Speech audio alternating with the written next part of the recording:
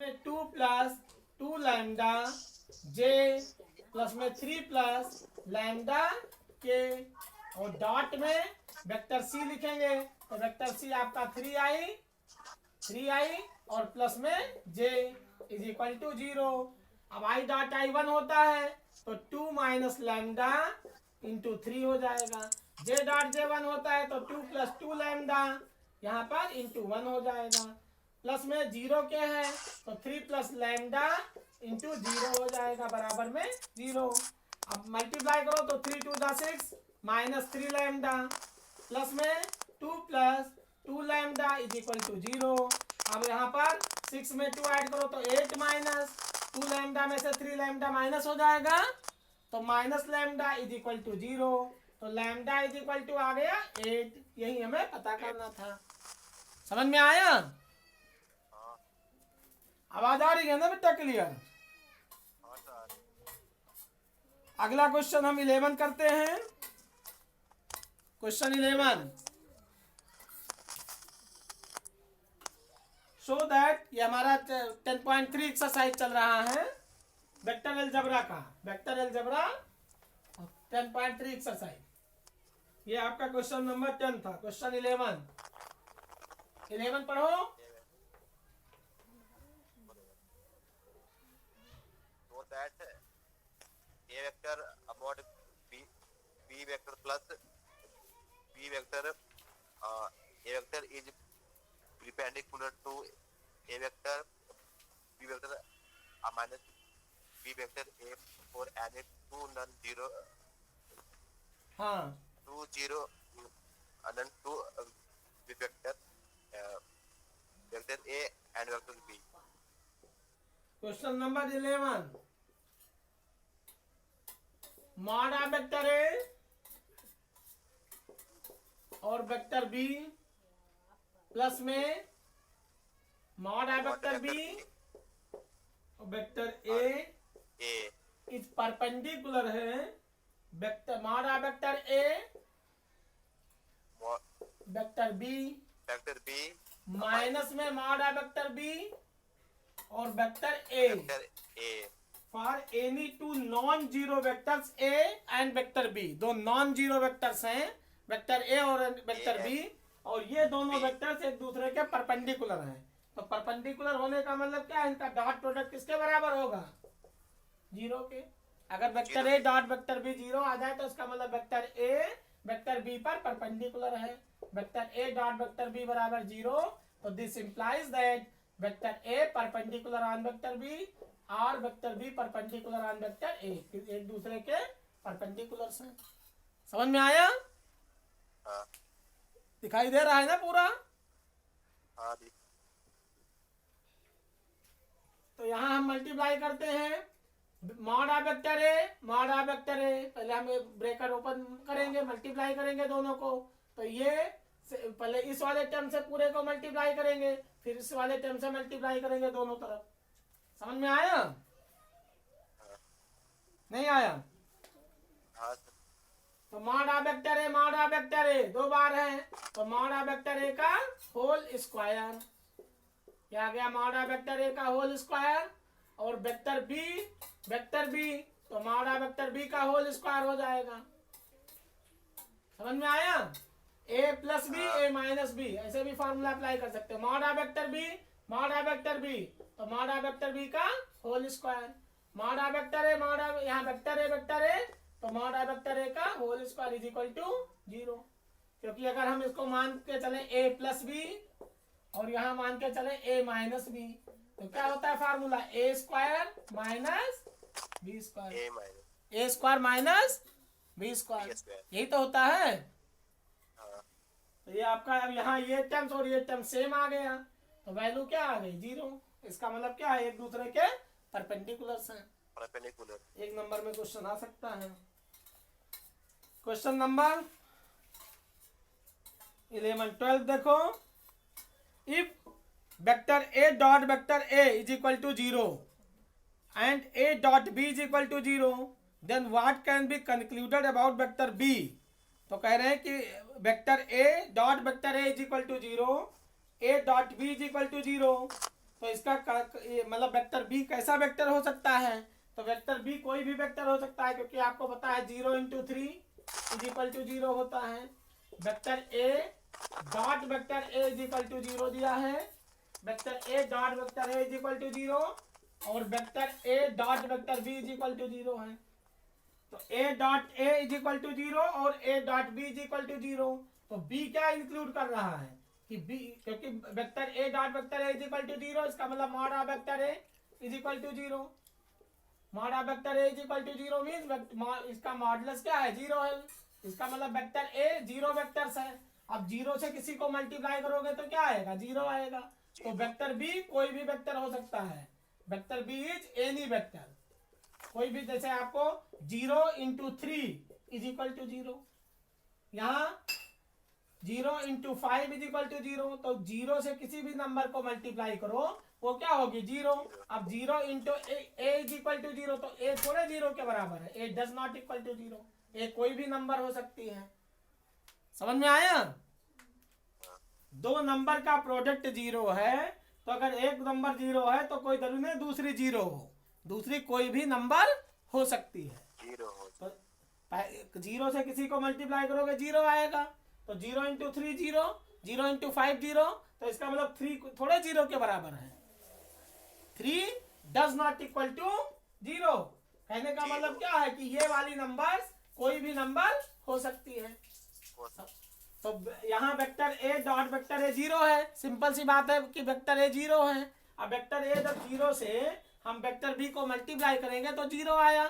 तो इसका मतलब वेक्टर बी 0 थोड़े है, वेक्टर बी कोई भी वेक्टर हो सकता है। समझ में आया? जैसे यहाँ 0 इंटू 3 क्या होगा? 0 होगा, और 0 इंटू ए क्या होगा? 0 होगा। अब ए क्या है? कोई भी नंबर हो सकती है।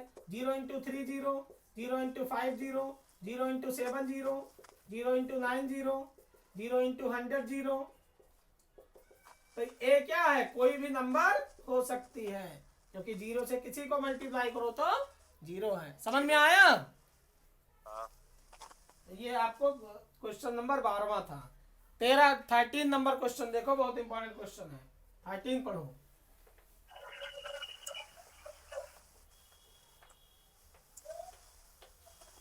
13 नंबर क्वेश्चन पढ़ो बेटा। Question number 13, if vector A vector B vector C, if vector A, vector B, vector C are unit vector, such that vector A plus vector B plus vector C is equal to 0, then find the value of A vector point B vector plus B vector plus B vector point C vector plus C vector point A vector. कह रहे हैं कि if vector A vector B vector C are unit vector, vector A unit है, vector B unit vector है, vector A vector B vector B भी unit vector है, और vector C भी यूनिट वेक्टर है। A B C are unit vectors, तो इसका modulus भी 1 होगा।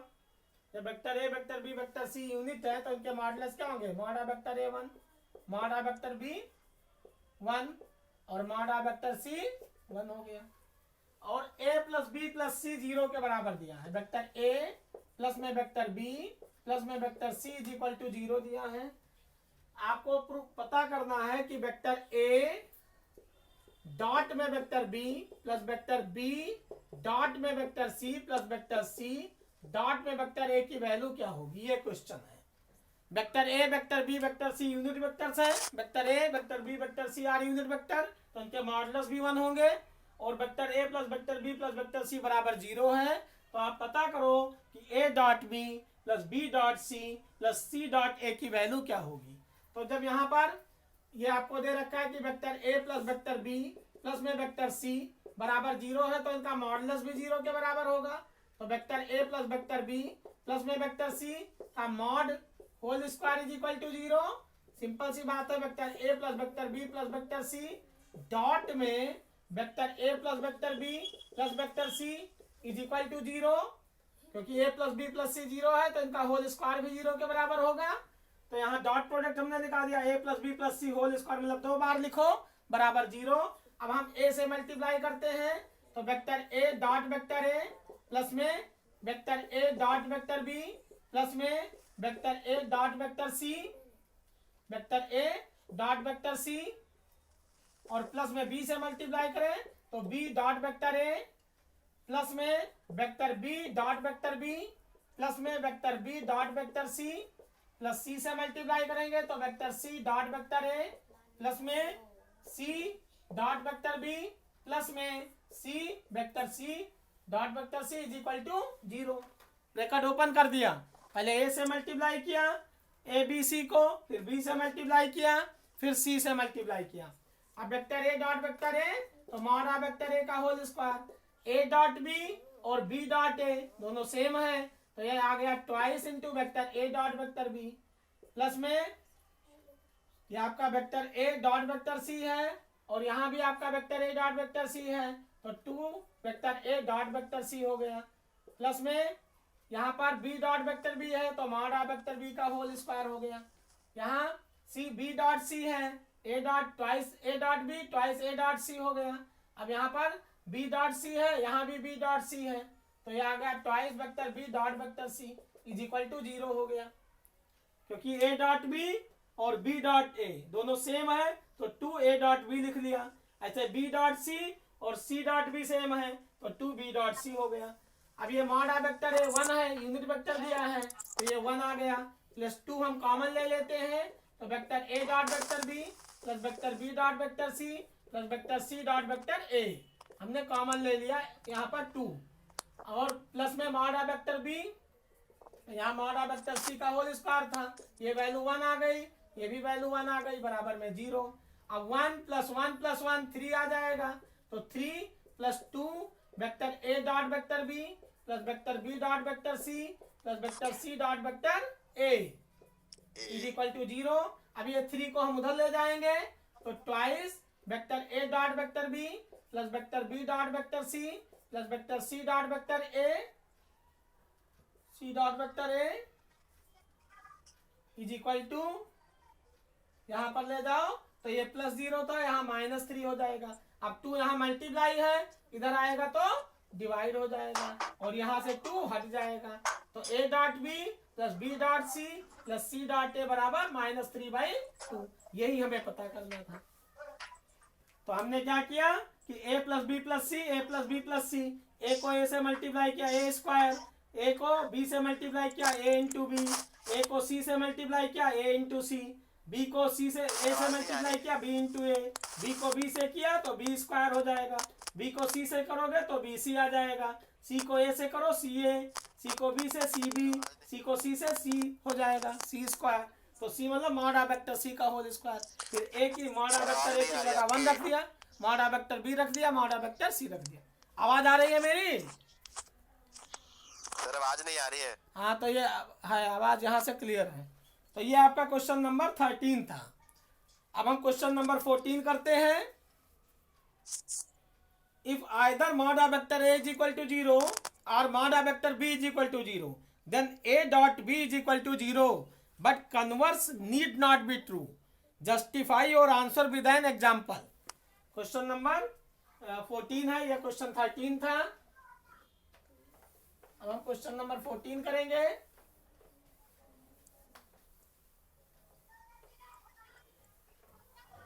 में दे रखा है कि if either vector A is equal to 0 vector A is equal to 0 और vector B is equal to 0, if either vector A is equal to 0 और vector B is equal to 0 then what can be concluded but the converse need not be, then a dot b is equal to 0, a dot b is equal to 0, vector a dot b is equal to 0 but converse is not need not be true। justify your answer। कह रहे एक vector, मान लो एक vector a है, ये आपका i -2j plus k है। दूसरा वेक्टर मान लो b है, ये आपका मान लो i और यहाँ आई माइनस जे और माइनस के है, प्लस के है, आई प्लस जे और ये माइनस के है। आई प्लस 2j प्लस के, आई माइनस 2j प्लस के हो गया, और ये आपका यहाँ पर आई प्लस के हो गया, आई प्लस जे प्लस के हो गया। अब दो वेक्टर्स हम ले लेते हैं। कह रहे हैं वेक्टर ए 0 है, वेक्टर बी 0 है, तो इनका ए डॉट बी 0 होगा, इनका डॉट प्रोडक्ट 0 होगा, A dot B is equal to 0। लेकिन अगर किसी का डॉट प्रोडक्ट 0 है तो ये जरूरी नहीं है कि वेक्टर ए 0 हो, वेक्टर बी 0 हो। इस क्वेश्चन में ये कहा गया है कि अगर दो वेक्टर 0 हैं तो उनके डॉट प्रोडक्ट 0 होंगे, लेकिन कोई जरूरी नहीं है कि उनका डॉट प्रोडक्ट अगर 0 है किसी वेक्टर का, तो ये जरूरी नहीं है कि दोनों 0 वेक्टर्स हो। मतलब वेक्टर ए वेक्टर बी 0 कोई जरूरी नहीं है। तो यहाँ पर हम वेक्टर ए लेते हैं, वेक्टर बी लेते हैं और दोनों का डॉट प्रोडक्ट देखते हैं। तो vector A dot vector B is equal to I dot I 1 हो जाएगा, जे डॉट जे 1 हो जाएगा -2 और प्लस के डॉट के 1 हो जाएगा। ये आ गया 1 + 1 2 -2 0 हो गया। अब वेक्टर ए वेक्टर बी दोनों का डॉट प्रोडक्ट क्या आया, 0 आ गया। लेकिन vector A vector B 0 vector नहीं है।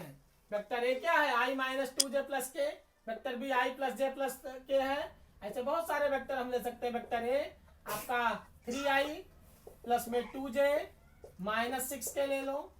वेक्टर बी आप ले लो 2i प्लस में 3j 3 और 3 2 जा 6 2 3 जा 6 और यहाँ पर प्लस में 2 के ले लो। अब हम मल्टीप्लाई करते हैं तो vector A dot vector B 3 2 जा 6 प्लस में 2 3 जा 6 और माइनस में 12। तो ये आ गया आपका 12 - 12 0 वेक्टर आ गया। तो इसका मतलब क्या है, vector A dot vector B 0 आ रहा है, लेकिन vector A vector B 0 vector नहीं है। 0 वेक्टर मतलब क्या है, आई जे के 0 0 हो। जैसे 0i प्लस में 0j प्लस में 0 के है, ये आपका 0 वेक्टर्स हो गया जिसका आई जे के कोएफिशिएंट। तो ये आपके आई पर 3 डिस्टेंस चले, जे पर 2 डिस्टेंस और के का -6 कोएफिशिएंट है। तो 0 वेक्टर ना होकर के इनके डॉट प्रोडक्ट 0 होंगे। यही बताया गया है यहाँ कि अगर दो वेक्टर 0 हैं तो इनका डॉट प्रोडक्ट 0 होगा। लेकिन अगर कोई दो वेक्टर है उनका डॉट प्रोडक्ट 0 है तो कोई जरूरी नहीं है कि दोनों वेक्टर 0 हो। आवाज नहीं आ रही है, समझ में आया? हाँ, इधर से बच्चा आवाज क्लियर आ रही है। ऐसे क्वेश्चन नंबर आपको 15 है।